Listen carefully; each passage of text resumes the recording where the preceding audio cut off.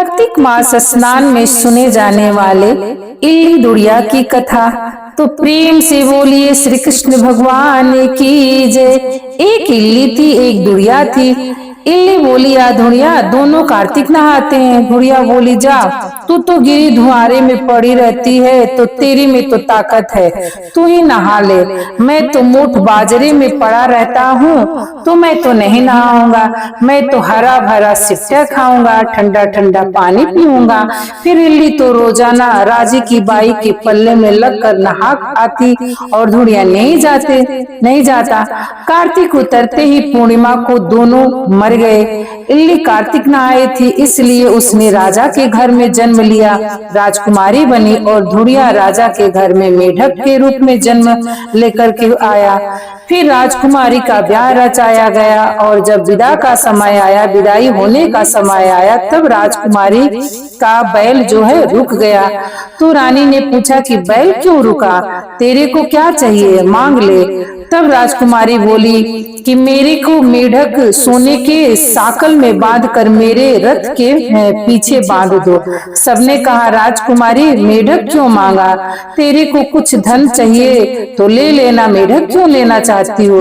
लेकिन उसने कहा कि मेरे को तो मेढक ही चाहिए और कुछ नहीं चाहिए। उसके रथ के पीछे मेढक बांध दिया गया। जैसे ही राजकुमारी महलों में पहुंची तो मेढक को सीढ़ी के नीचे बांध दिया गया।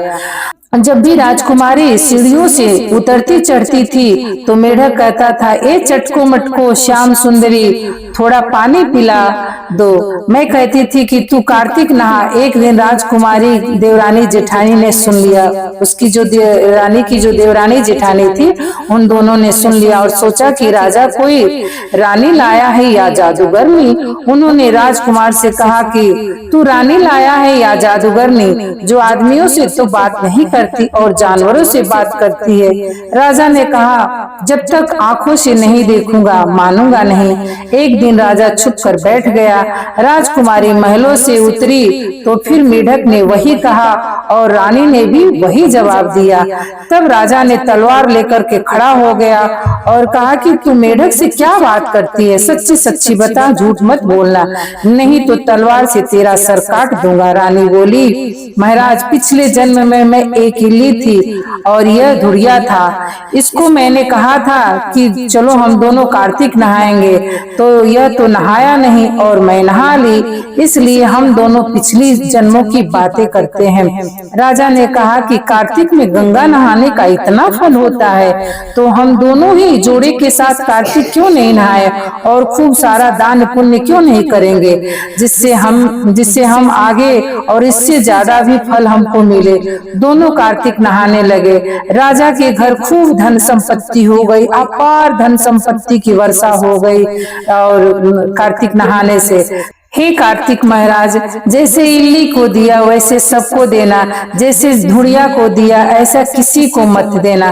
कहते सुनते सब हुंकार भरने वाले की जय।